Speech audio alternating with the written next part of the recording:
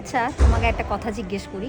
কি সাপোজ আবার কি? সাপোজ ধরো এই ভ্যালেন্টাইন ডেতে এমন একটা তোমার কাছে সারপ্রাইজ আসলো, দুইটা অপশন থাকলো। হুম। একটা হচ্ছে কিয়ারা আদবানি, হুম। তোমার ফেভারিট অ্যাক্ট্রেস, হুম। আর একটা হচ্ছে আমি। তুমি কাকে চয়েস করবা? কিয়ারা আডবাণী। কি কিয়ারা আদবানি? আরে বাবা দেখো, যুক্তি বোঝো, যুক্তি বোঝো। কি যুক্তি বলো তো? যুক্তি হচ্ছে এটা যে হ্যাঁ। তোমার সাথে বিয়ে, তোমার সাথে থাকতে হবে আরও লাইফ, সারা জীবন। আগেও তোমার সাথেই ছিলাম, তো এবার কিয়ারা আডবাণীর একটা ডিফারেন্ট এক্সপিরিয়েন্স। তাই তাই ডিফারেন্ট এক্সপিরিয়েন্স না? Different experience. আরে কিয়ারা কেন? সাথে আর দেখা হবে না।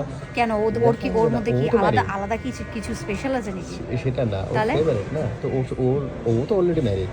তো ওই আজকের জন্য কিয়ারা আডবাণী অপশন তাহলে তো কিয়ারা আডবাণী, তারপর তো আবার ব্যাক টু বাড়িতে যাইতেই হবে। তাই এবার চুলের মুঠিতে ধরেছি যে আমি ভাগ্যিস বলো তুই এইখানে কেন আর হলে আছিস বলে এই জন্য আমি তুমি কিছু করতে পারছি তুমি না। জিজ্ঞেস করলে কেন এরকম কথা? আমি জিজ্ঞেস করছি, আমার ইচ্ছা হয়েছে তাই জিজ্ঞেস করলাম।